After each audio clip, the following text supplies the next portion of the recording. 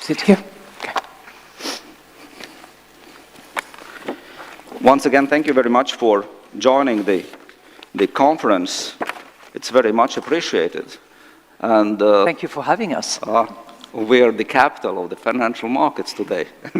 So thank you very much. And of course, we are very honored to have you here. And of course, we also are very willing to hear what you have to say about the current situation, the challenges, and how we should go about solving them. For policymakers, it seems that crisis management is a daily routine. There is even a new word developed, permacrisis. So crisis on crisis, crisis after crisis. And it seems to be very much the case, because over the last 15 years, we've seen 3 once-in-a-lifetime crises. The COVID-19 pandemic came just a decade after the global financial crisis, and it posed an enormous challenge to health and global economy. But just when the pandemic seemed to be under control, Russia invaded Ukraine, and it hit the economies and started off yet another crisis, with energy prices, food prices rising very fast, and inflation reaching levels unseen in euro area and in many countries across the globe.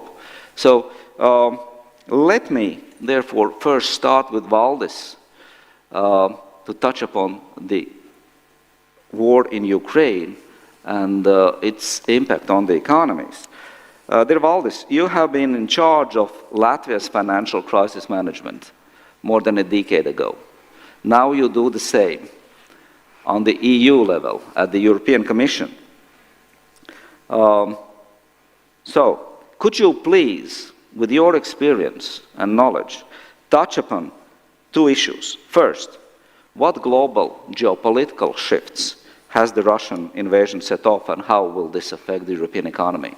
And second, how do you see the support for Ukraine? And do we have a new Marshall Plan for Ukraine? Yeah, thank you, Mārtiņš. Dear colleagues, well, first of all, I'd like to thank you for this invitation to this Bank of Latvia conference, and congratulations on your 100 years. So, moving... It's of course, congratulations to you as well, because you are the best-known alumni of Latvijas Banka. Thank you. So, welcome to the club. Yeah, thank you very much. Moving to the question on Russia's aggression against Ukraine and its economic implications, first, what I should say is that the best way to deal with the economic consequences of the war is to stop the war. And that's why we need to continue to put pressure on Russia through sanctions, and that's why we need to provide all necessary support to Ukraine, political support, economic support, financial support, also military support. And as regards this part of the question on geopolitical shifts, clearly we are not talking only about regional conflict. We are talking about conflicts between 2 value systems. It's aggressive autocratic imperialist regime attacking a democratic country, and we're talking about a situation where the war will spread should Russia prevail, because Russia is very open about invading also other countries.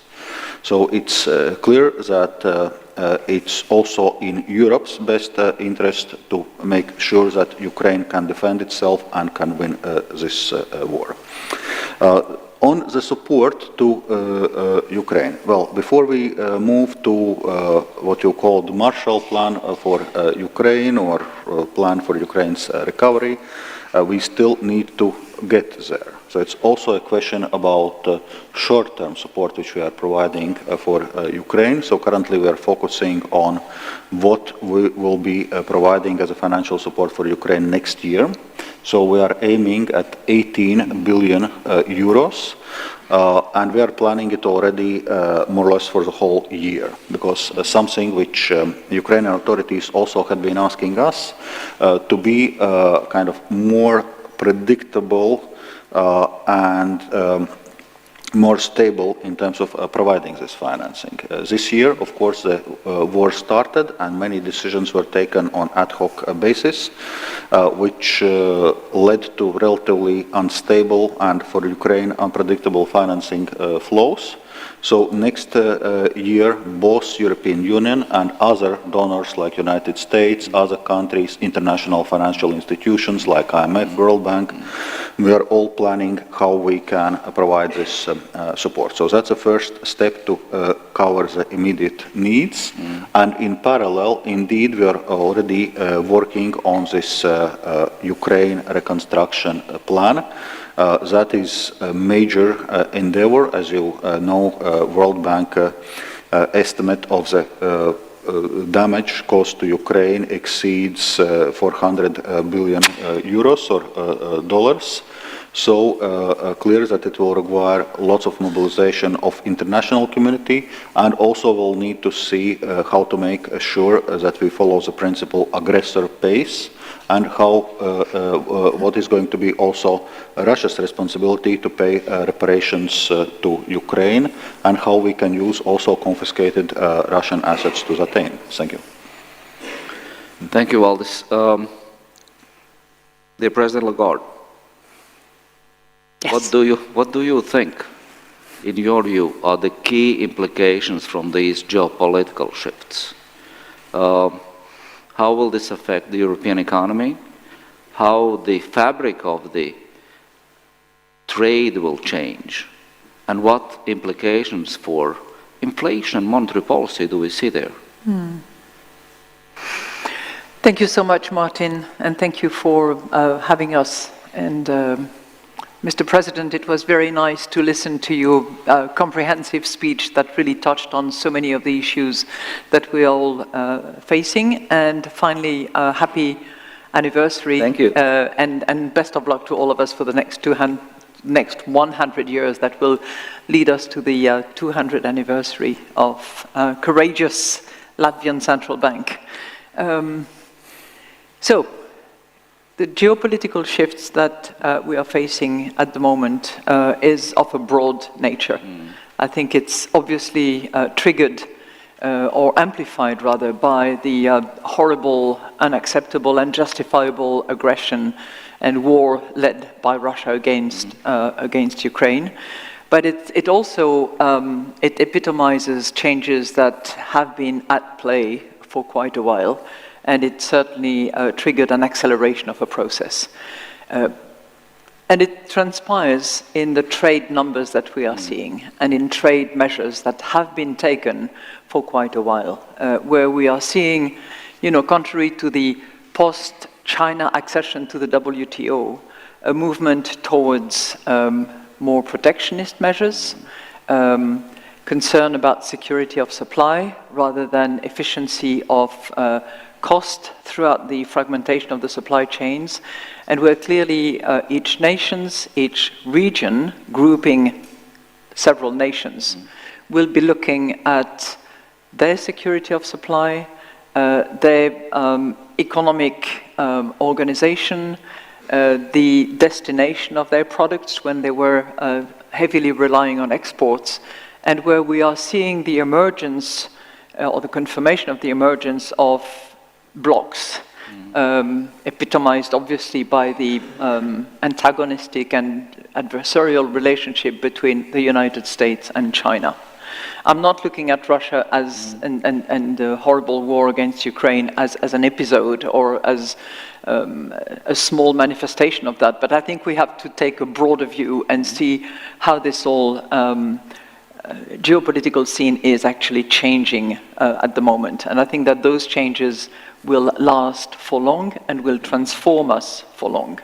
I do believe that, for instance, we the Europeans, having realized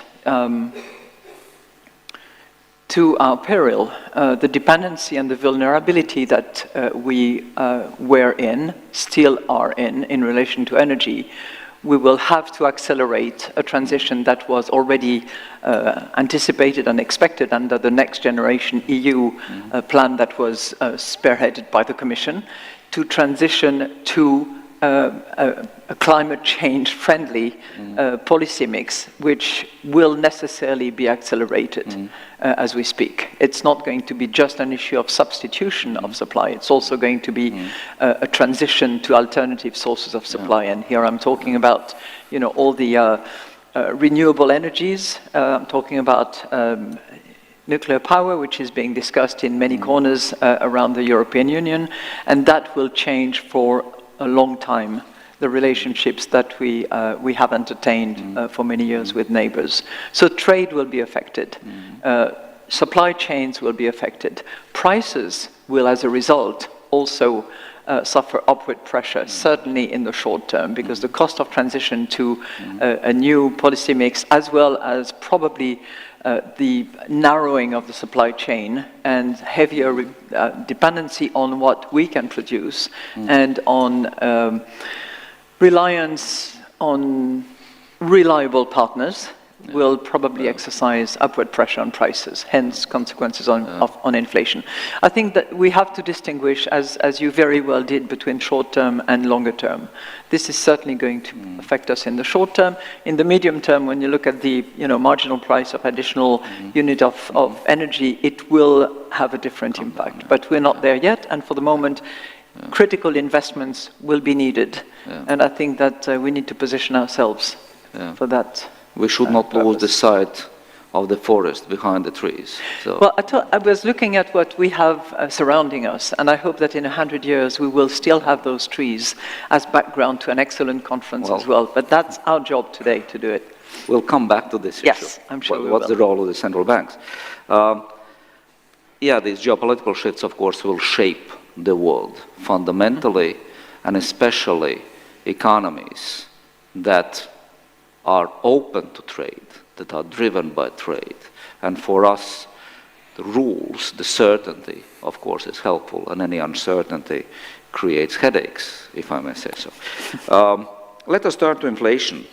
The ECB last summer approved its revised strategy with 2%, very clear 2% target over the medium term for inflation, with equally undesirable deviations above or below the target. Now what we see over the last year, a very rapid increase in inflation. Now already above 10% for euro area, and I'm speaking here about the euro area, not Latvia as such, because of course monetary policy is not made for any individual country. It's for the euro area as such. But it is extremely high, unexpectedly high. In many countries, we haven't seen such numbers for generations. Dear Christine, what are, in your view, the key reasons for this very sharp increase in inflation? What has been the response so far of the ECB? And what are the further steps that we should expect? In short, what is your action plan? Well, first of all, let me pay tribute to you, Mārtiņš, because I know how difficult it is to be the representative of a national central bank, but also to be a member at the governing council table representing the euro area. And in that sort of dual function, you have, I think, exceptionally well represented both your country and the European interest. So thank you for what you do at the governing council table. Let me second just reaffirm that what we have decided back in July 21, which was the completion of our strategy review, is absolutely critically important, and that we are single-mindedly focused on that, which is to deliver price stability, and we will do so. The objective, as you indicated, has been redefined. It's 2% symmetric, up or down equally undesirable, and it's medium term.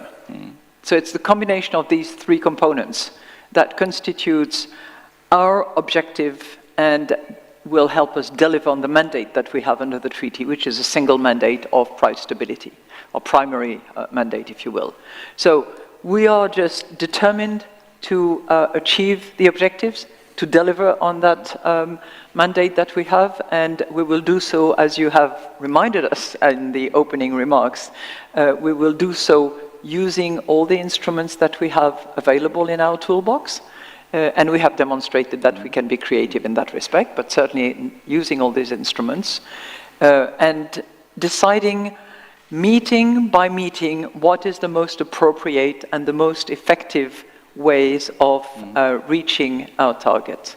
So this is what we are driven by, determined to do, and as you rightly said, it may well be, and it's not in my baseline yet, but as you know, we have discussed that extensively. It's one of the downside scenario consequences to have a sort of year-end and beginning of 23 possibly mild recession, but we do not believe that that recession will be sufficient to actually tame inflation, and we can just let things roll out as it will be. We need to continue to deliver on our mandate and to find that interest rate that will help us reach the target that we defined as the 2% symmetric medium term, and we will do that. The Fed yesterday, let me allow to kind of extend so that becomes the view. A private discussion between us, okay. Let me extend it a bit more globally. Yesterday, the Fed raised the rates by yet another 75 basis points. Of course, the global economy is very much kind of interlinked and interdependent. If the Fed is raising the rates so quickly and higher than earlier expected, does that mean that other central banks and ECB as well would need to do less? That would be no, that would not be the appropriate conclusion. Let me just make a couple of points. One is comparisons are odious in general, and I think that we have to be mindful, because we are data dependent, of the differences between the United States and the euro area. We are not in the same situation. The labor market in particular is very different in the United States, at least for the moment, from what it is here. And the sources of inflation are of a different nature. It is clearly in the United States propelled by very strong demand that the Fed is trying to tame and repress. And it is operating in an extremely tight labor market with a phenomenon that we have not seen in most of the euro area countries, which is this great resignation, and which, I mean, in numbers it's pretty straightforward. For each unemployed person, you have 1.7 vacancy in the United States. If you look at the same picture in Europe, in the euro area, for one unemployed person, you have 0.3 vacancy. So that's an indication of how different the markets are. So we have to be mindful of the differences. Having said that, there is a great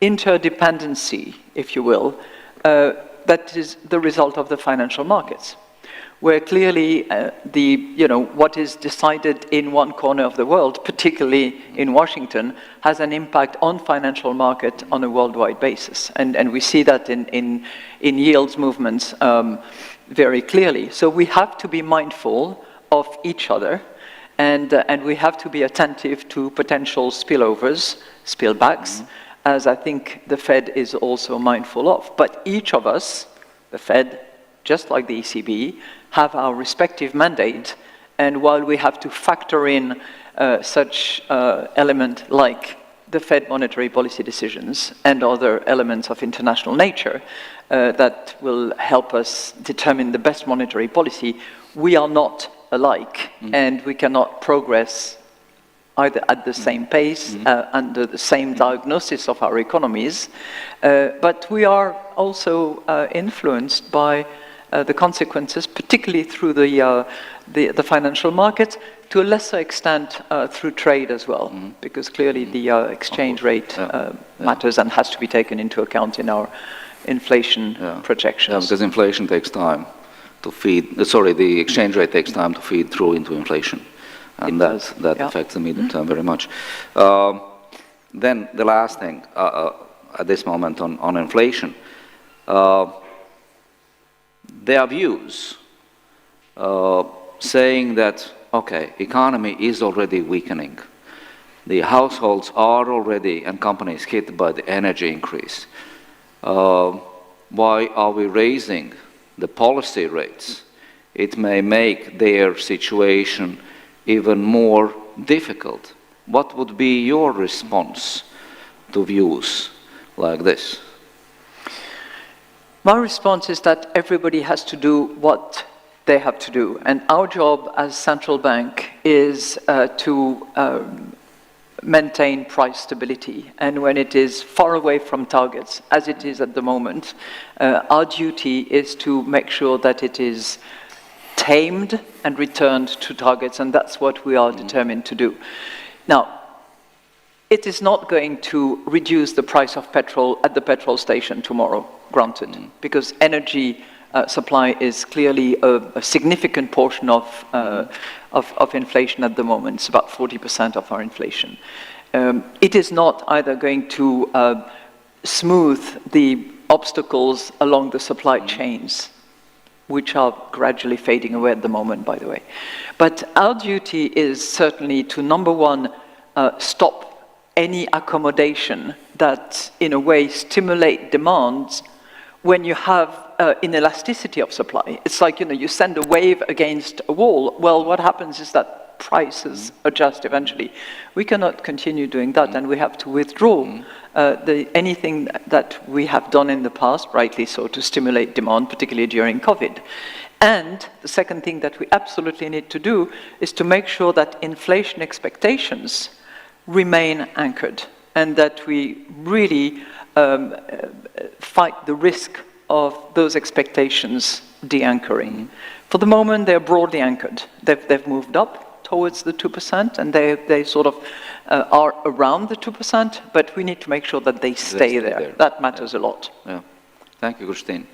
Valdis, the very recent IMF World Economic Outlook very clearly says that inflation is the key problem for policymakers, and also very clearly prioritizes the policies by saying that tackling inflation is the key policy decision choice at the current moment, and monetary policy should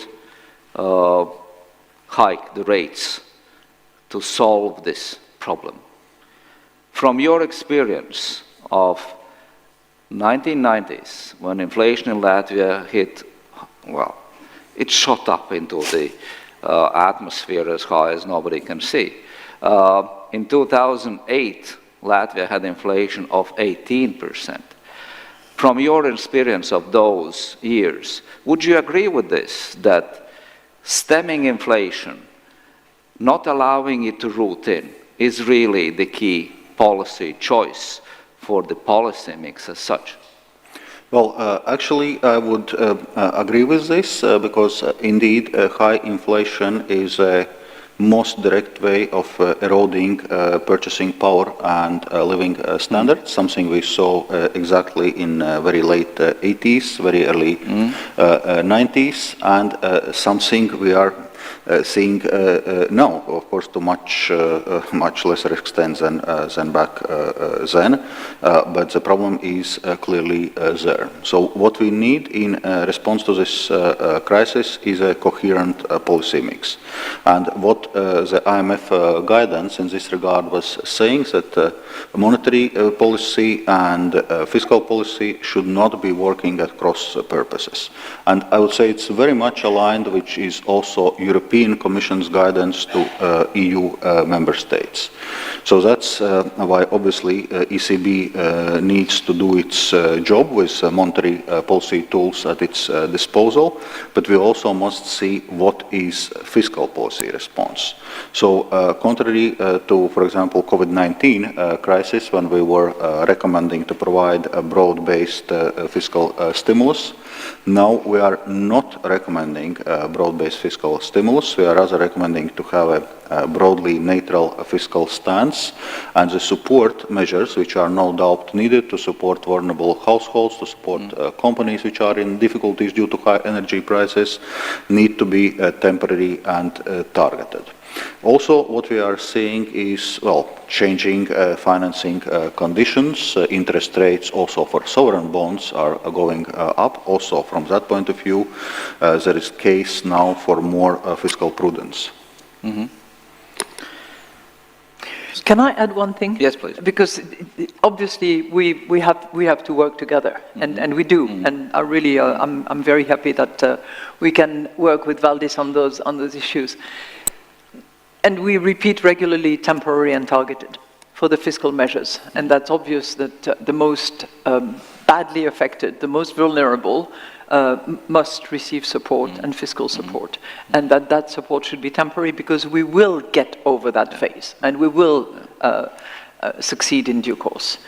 And I myself add also tailored.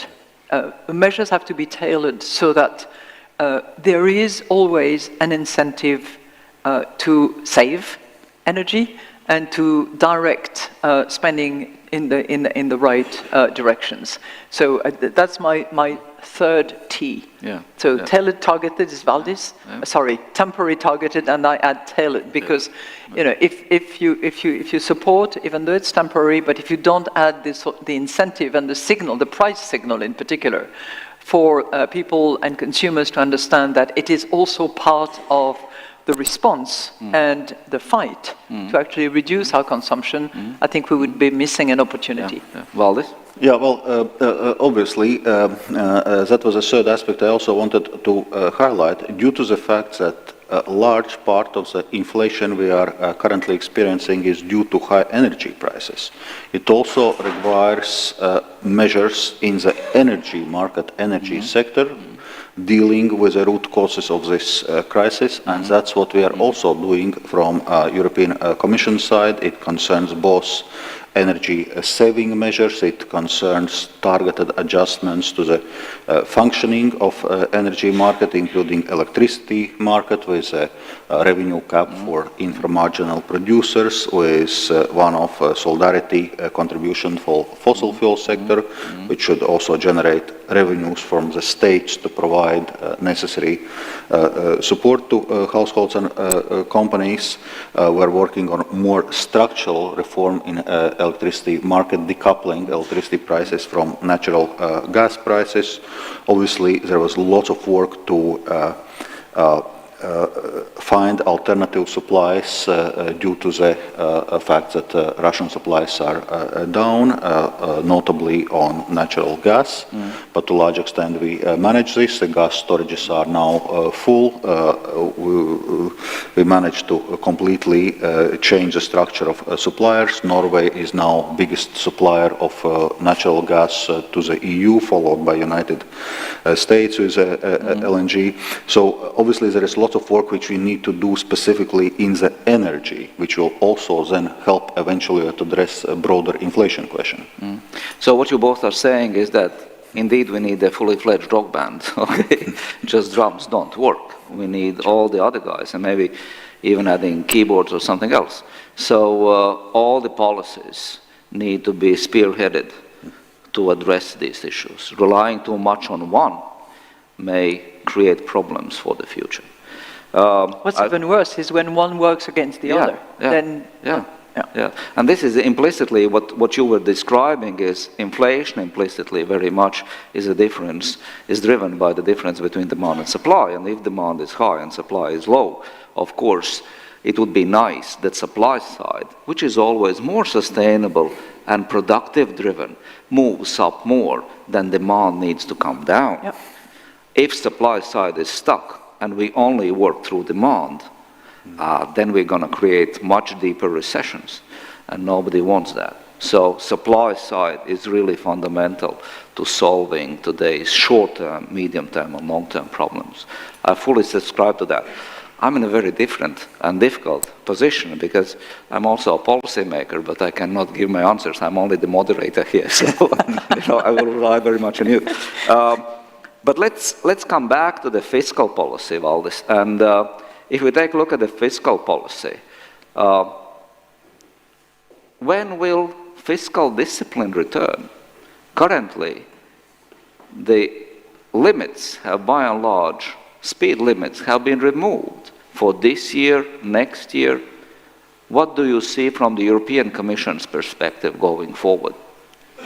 Well, on one hand, one can say, yes, indeed, the general escape clause stays activated this year and next, meaning we are not setting quantitative budget deficit targets for member states. Well, given the very high uncertainty which we are facing, it also would be, I would say, a very difficult task to do so. But at the same time, fiscal policy guidance, which we are providing to member states, is changing. So I already outlined the guidance which we are providing, especially on high debt countries. They should start focusing on debt reduction. Also, overall, we are not recommending to provide fiscal stimulus to the economy, rather be targeted and temporary, and pay more attention to fiscal sustainability issues. I think this is going to be very much reflected in country-specific recommendations, which will be providing soon to member states in autumn European semester cycle, and something which will be following through and both in autumn and spring European semester cycle. Because one thing which is worth remembering that even when a general escape clause is activated, it is not suspending the Stability and Growth Pact and its procedures, including excessive deficit procedures. So there are tools how to intervene should we see some, so to say, gross policy mistakes being done by member states. Dear Christine, do you see the risks of fiscal dominance or financial dominance? No. Good. No, I tell you why, because I think that we have to just guard against it. Yeah. And as celebrated by the President, a central bank is independent. And this is a matter that has been settled, that is very clear and straightforward in the treaty, Article 130. The central bank and any members of the European system, the Euro system, cannot be put under pressure of fiscal authorities. And I think that is something that has served us well, that we have to defend, and we have to guard against any such potential fiscal risk. We have to be focused on our mandate, deliver price stability, and fiscal authorities have to do their job. Yeah. Including the sort of longer-term purpose that has been indicated by Valdis, which has to do with debt sustainability, which has to do with a long-term process that member countries, some of them in particular, will have to take. So we have instruments at disposal of the monetary policy to deal with unwarranted and disorderly market reactions, but of course the financial and fiscal, especially in this case, fiscal sustainability is the business of other policies. Absolutely, absolutely. And you mentioned them in your speech, so yeah. What about the experience, for instance, what we saw a few weeks back in the UK, when the financial markets were very volatile? How do you view the risks of interplay of monetary policy and kind of financial stability issues? What is the role of macro-proof? And where do you see the risks? We already are having a question. I think that's a good one. Where do the banking system stand there? It's quite solid, but what about the non-banks? Those that we used to call the shadow banks. Well, first of all, I think that what the United Kingdom experienced was watched very carefully by all monetary and fiscal authorities around the world, probably, but certainly on our side of the channel in continental Europe. And I'm sure that it is a phenomenon that will stay in the memory bank of those who make policy decisions. And if anything, it's a history of making sure that budgets, however mini or maxi budgets, are actually financed, and that this combination of revenue and expenditure actually is consistent with sustainability going forward. And I think that that was the clear signal. The market turmoil that was then experienced is also another lesson that we all have to take into account. I think it's fair to say, for those of us, you, Valdis, were a prime actor in that field, that after the great financial crisis, all of us around the world decided that the banking system had to be better regulated, more supervised, with more significant buffers and control over leverages, in particular, liquidity ratios, capital ratios. I mean, we have really sort of sophisticated the machinery in order to make sure that that sector is more solid, is safer, and that depositors feel confident. But as is often the case, risks tend to migrate, and they tend to migrate to corners of the system that are a little bit more obscure, less transparent, probably less regulated and less supervised. And I think that this is a phenomenon that we have just recently experienced here in Europe, whether it was the Swedish commodity trading relationships, or whether it is the gilt issue that was encountered as a result of the very abrupt movements that were experienced by the markets. A similar phenomenon occurred in the United States as well, and I think it is absolutely necessary at the international level, at the Financial Stability Board level and other international institutions, to look deeply into those sectors of the financial markets and to see how we can best in a way, protect them against their own temptation, and make sure that there is stability and that we can restore it, and that we have the right circuit breaker in order to protect depositors, consumers, and investors. To tackle these issues, of course, two things. One is be vigilant, follow what happens in the markets, and then act when necessary. But of course, it very much... And learn from the experiences. And your example of the energy wholesalers in the Scandinavian countries and the Baltic market, such, of course, was very instrumental as well. At that time, the guarantee was enough. There was no intervention necessary. So, and coordination between the actors. Exactly. That's what I'm driving at. Thank you very much. So, no, that's very good. So, Valdis, coordination. This is the buzzword that's very often heard. But European Union institutional infrastructure, of course, it has been improved massively since the global financial crisis. We have so many players now in the market that are making the situation much more safer, and crisis response is much more quick and coordinated.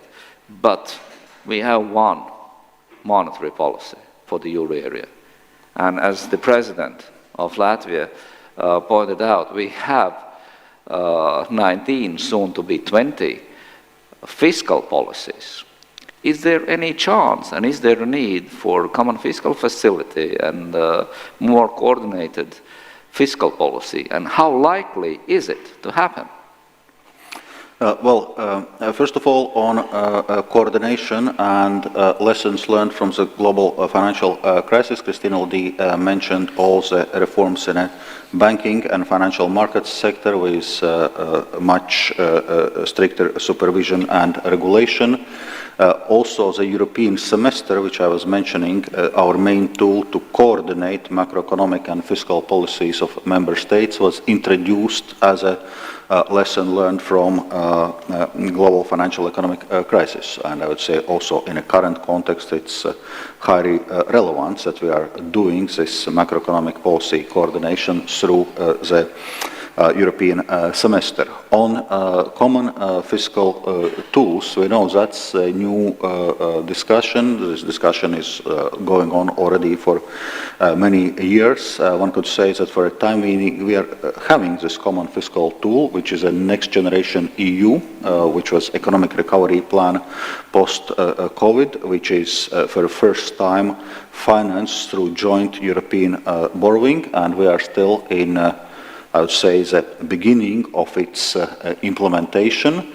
There are well over 100 billion euros which are disbursed now, but there are still much more substantial amounts to be disbursed within Next Generation EU.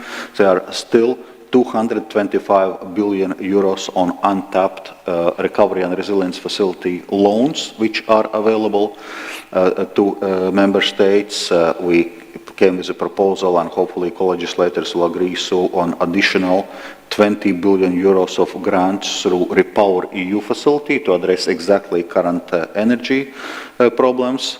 So I think right now it's important to focus on utilizing those instruments fully. And as we were discussing just before, at current stage, we also should not be aiming at some kind of broad-based fiscal stimulus to the economy. Also from that point of view, we need to be a bit more prudent on what our fiscal policy response is.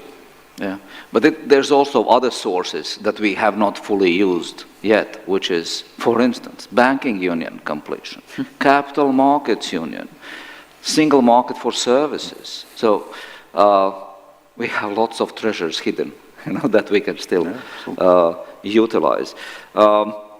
Seeing that we are, quite quickly about to run out of time, let me continue to the table of some of the key issues that will also be discussed later on. And one of those, of course, is climate policies. Mm-hmm. Climate is part of the ECB strategy since summer last year, formally. Okay, but we have already, as central bankers, have been involved in this area for quite a while. Christine, you have been a very vocal on these issues, supporter of these climate-related issues. And ECB has done already quite a lot in this area. Could you please tell why? Why is it important for central banks? What the central banks are doing in this area? What has been done? And what are the key steps forward? Yeah, please. I guess everybody in this room will agree that climate change is a major risk. I don't think that anybody would actually disagree. And you know that we are in a strange, awkward situation when our relatively safe energy position today is partly attributable to the mild weather of October. So Mother Nature is giving us a little signal here. I'm here protecting you, but please protect me as well. Why would a central bank be concerned about that? Our mandate is price stability. And I'm not moving an inch from that. Well, central banks have to be mindful of that because it matters for determining their monetary policy. Why is that? Because our monetary policy aims at reducing inflation, bringing it to the target. Why is inflation affected by climate change?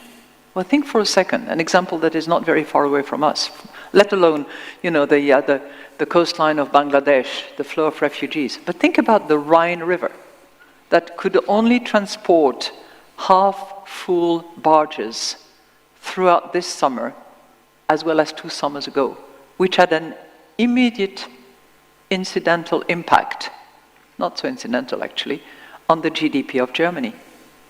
And that is the same in many corners of the world, and certainly corners of the euro area. So inflation is impacted by climate change-driven phenomenon. We fight inflation, we have to understand the components of inflation. So in our monetary policy design, climate change actually matters and has to be taken into account in the model that we rely upon, in the thinking that we apply, and in the judgment call that we make. Number one. Number two, we have to manage risks.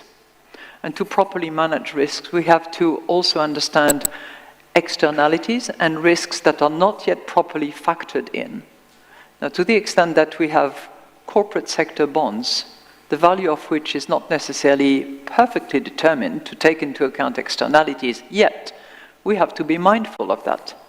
So this is the reason why, as of 1st of October, we have been applying this tilting measure that takes into account not only the footprint, but the transition intended by the corporates of which we hold bonds. And the third dimension, which matters also for central banks, is the supervision function that we have vis-à-vis the banks. If we don't tell our supervisees that they have to take into account risks properly, then our supervision job is not delivered properly. Hence, the stress testing jobs that we do, the assessment that we help banks conduct, the friendly warning that we give them to say, you are not yet taking into account climate change in order to properly assess the risks that you are taking when you extend credit of companies that are not themselves valuing risks properly. So from those three dimensions, it's important that we take climate change into account. But a central bank is not the main driver of this. We are not driving that bus. Governments, parliaments, commissions in Europe are driving that bus. They are the ones that will give a price to carbon emission. They are the ones that will take the appropriate measures. But each and every one of us has to ask himself or herself or its institution, should we be concerned, and what can we do about it? And I think that the Governing Council responded beautifully by agreeing that it is part of our strategy and that we have an action plan to deliver upon, which we are delivering upon in a very timely basis and with determination. Thank you, very clear answer. It's very much about and predominant about monetary policy. But of course, individually, we are all good citizens caring about the environment and the economies of current and next generations. So, and we're also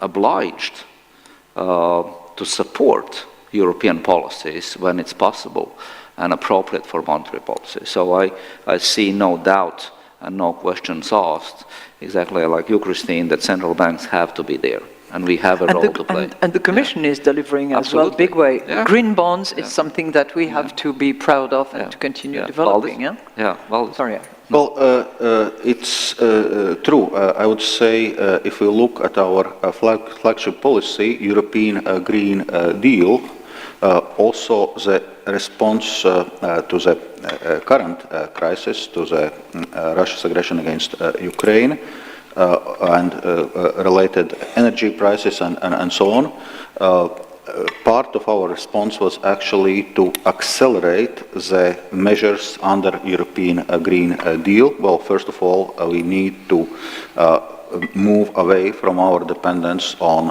Russian fossil fuels, but okay, we are obviously concentrating on replacing them now with other suppliers, but also, we are accelerating the phase-out of fossil fuels in general, because this is, by the way, one of the drivers of the current high inflation. It's exactly fossil fuel prices, because when I was mentioning previously revenue cap we are putting on inframarginal producers, it includes renewables, it includes solar, wind, hydro.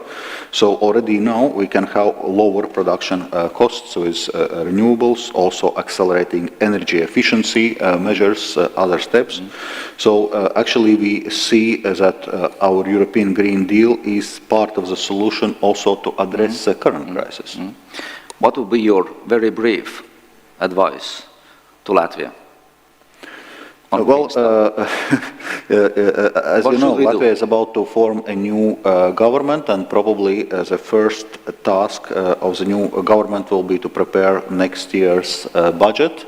And also for Latvia, it will be very important to find this right balance between providing support to households and companies who need it and overall fiscal prudence, because we actually see that in Latvia and Baltic states in general are the countries which have one of the highest interest rate increases in the EU. Also from that point of view, it's important to move more towards fiscally prudent policies, and obviously to continue to work on the energy side, on alternatives of the gas supplies to the Russian gas supplies. Should we wait with the climate change issues, or should we move today if we haven't moved yesterday? So well, how urgent is it for Latvia? Well, as I said, I'm not seeing a contradiction there. As I said, that number of targets which we are setting as within European Green Deal are very relevant to address the current crisis, including energy efficiency measures, where actually there's quite a bit to do still in Latvia, including all in all in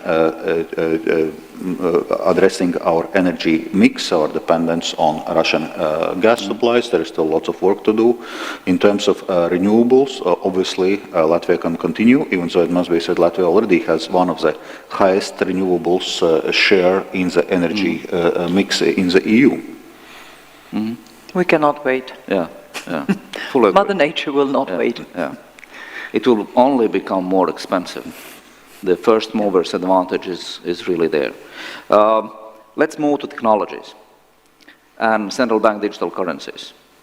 Of course, technologies allow for that. We see private sector active in that area, private money, central bank money. What's the role of the central bank? Why do we need digital euro? If we need it, when it will come? Will it be strengthening the role of the euro internationally? What's the thinking about it? Okay, the thinking about it is the following. Central banks play a role by providing central bank money. We have historically done that. You've mentioned the three attribution of currency and money, if you will. We have done that historically. And we've done that essentially through the conduit of what people traded with. And that was banknotes and coins. And of course there was commercial bank providing commercial money, if you will, but the reference, the anchor, was always central bank money. When we look around the world, we see that many of our compatriots in Europe, in the euro area, continue to use banknotes, yes, but are more and more interested in digital currency, whether they use their telephone or whether they use plastic cards. However they do so, they rely on digital means of payment. So, confronted with that, we have to do two things. One, we have to maintain banknotes and coins because people will continue to be attached to that, and that is fine, and we have to respond to that demand. But we also have to invent the form of digital central bank money that will be available and continue to provide the anchor that is needed for the system and the sovereignty to be expressed in monetary terms. So that's what we're doing. And we're doing so in the face of significant innovation, which we don't want to stop, prevent, or slow down, but in the face of attempts by private sector operators to take as much as possible of the market space. And that can happen, but the role that monetary, that central bank money plays cannot be taken over. So we have to be there as well. I will not go, because the audience is far too sophisticated for that, go into the difference between crypto assets and stable coins and structures of payments. But we need to move in the dual direction of improving our payment systems, the infrastructure that we have, and we have to move fast in the direction of digital central, of CBDC, central bank digital currency, the e-euro, if that's how we decide to call it. As you know, we've embarked in that process. We have determined in October 21 that we had done enough preliminary research to actually launch a phase of exploration. We will decide in October 24 whether we give the green light and go ahead with it.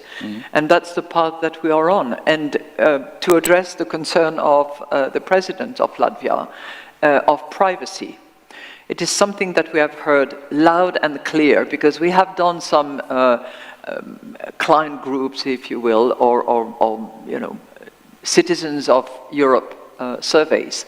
And the topic that came first and foremost in their list of concerns was precisely privacy. So 43% of the people surveyed throughout the whole of the euro area said, we want our privacy to be protected. Now, it was more in some countries than others, but generally there was a concern for privacy. And that is something that we need to pay close attention to. It is never going to be as private as banknotes, let's face it.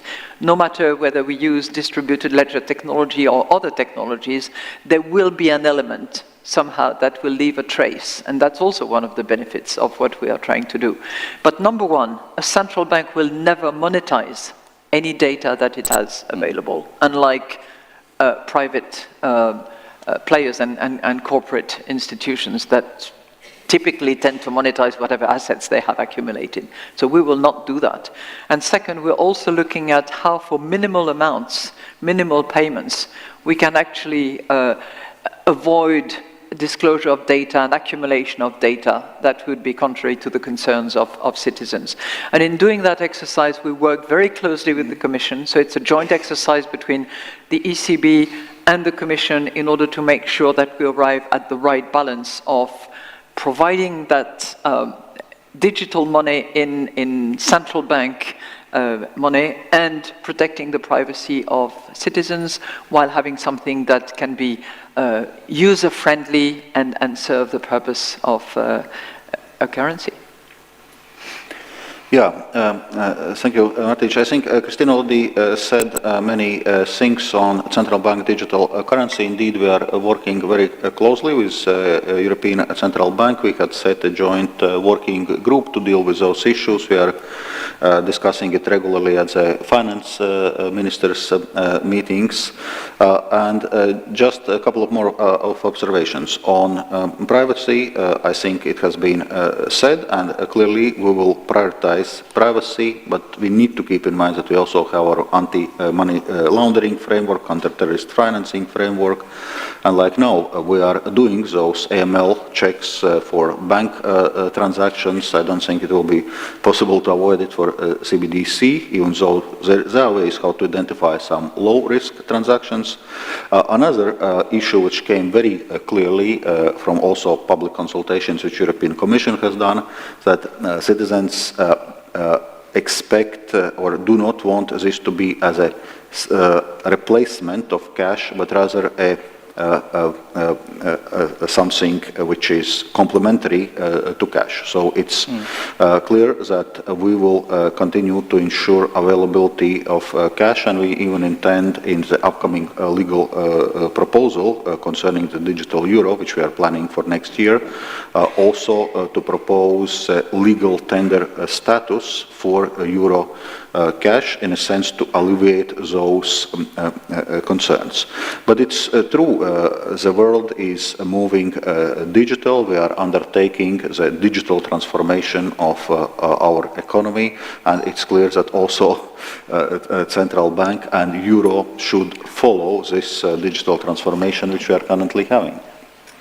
Thank you, Valdis. In short, of course, we will keep supplying, as central bank will supply banknotes.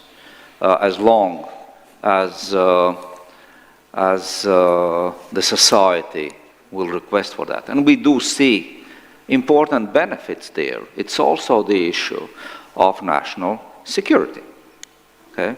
And it's not only kind of wartime issue, it's also at times of natural disasters and any other uncertain events that may happen. So there is a role for cash, for banknotes, but of course digital area is where we need to move in and provide support to the society and our economies. Valdis, let me pose my last question, and then we have 5 minutes, almost 10 minutes for the questions from the floor. Yes, there are lots of crises. Crises come, we deal with them, and we do see that by and large we do manage them quite nicely. The euro area is strong, and we see that at the beginning of the next year, Croatia will be joining euro area. So from 19 countries we will grow into 20 countries, and there are other countries that are lining up as well. So undeniably, being part of the euro area is a benefit to the members and to the European economy and the societies in our countries. Dear Valdis, what are your key lessons that you would say to Croatia when joining the euro area? Because you were at the top of the Latvian government when we introduced the euro. What are the key lessons they should learn from Latvians? I think there are actually quite a few. But first, of course, in Croatia, like in Latvia, there is a de facto fixed exchange rates. So through this, Croatia is already now importing the monetary policy of the ECB, but not enjoying the benefits of the euro. So joining the euro will also let them to enjoy the benefits of the euro and give them, so to say, voice around the table of the ECB governing council. And if you look a bit in a retrospect for Latvia's euro introduction, the first date for euro introduction was set in January 1st, 2008. Then it was quickly postponed due to high inflation to 2011, then it was postponed due to the crisis. But if we now just imagine if Latvia would have managed to introduce euro as it was planning initially in 2008, also the global financial economical crisis would not be so devastating for Latvia as it was, because our banking system would have available ECB liquidity. We would not be under speculative attacks on our national currency lots. So there would be several factors which would actually soften the blow.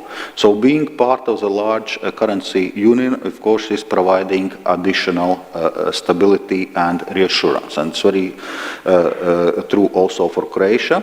But we also must not forget that also in Eurozone, there was Eurozone crisis. So also joining the Euro, countries should not forget about sound macroeconomic and fiscal policies. Thank you. Yeah, I think it's very clear.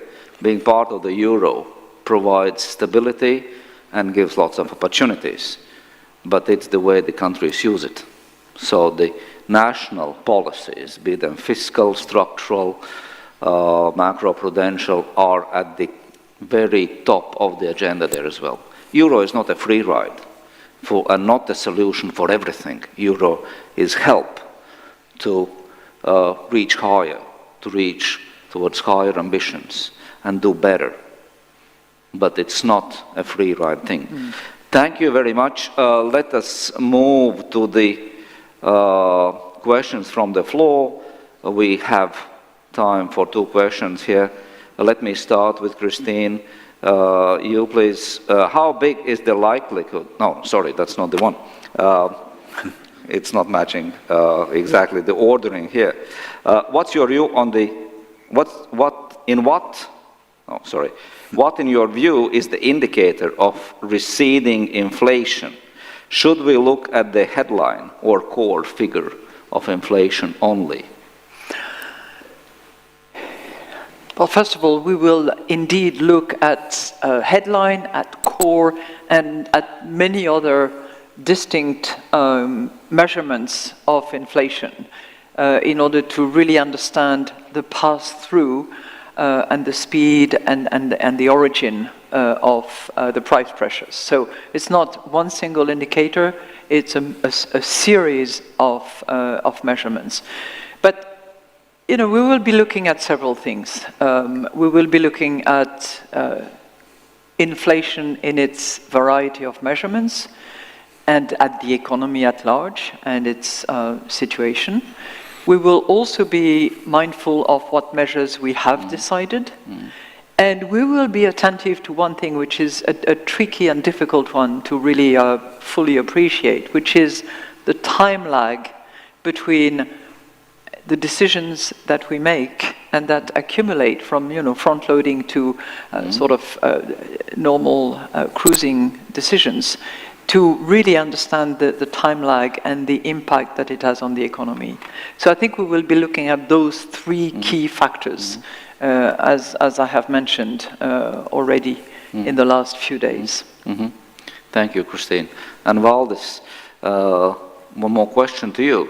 The last one on the screen feels that the EC, the European Commission, plan to deliver on EU Green Deal is to do that through financial institutions to a large extent. Is it the main lever here? Indeed, it's very important lever. Clearly, to deliver a Green Deal, we will need lots of public financing, and there are many tools. For example, in our Recovery and Resilience Facility, 37% of the member states' spending needs to go towards Green Deals. There are climate mainstreaming targets on other EU funds, programs. There are dedicated new instruments like Just Transition Mechanism and Just Transition Fund, Climate Social Fund, and so on and so forth. Member states are doing a lot through their public investment programs, but the scale of additional investment needed is such that it's true that the private finance will have to provide bulk of the response, and that's indeed where our sustainable finance agenda comes in, how to steer also private investments towards those sustainability goals. So in terms of the amounts of money, clearly private finance will be the one providing bulk of the funding. Thank you, Valdis. Thank you, Valdis, very much. Thank you, Christine, very much. It's been a pleasure, and it's been very rich and insightful on the way how we go forward. And I think one of the, if not the key conclusion, well, I would say two conclusions from this, is, Christine, what you said. One is there is no time to waste. We have to move now. Let's not delay these decisions. And it's both for the monetary policy, but also for other policies. And I think this is point two. We need a healthy mix of policies so that we are not at head against head with each other. Because then we would need to overdo on part of any of the policies. So coordination and understanding of what the fully fledged policy mix is very important. And it is by far not only fiscal and monetary. It's much, much broader. Thank you very much. And a round of applause.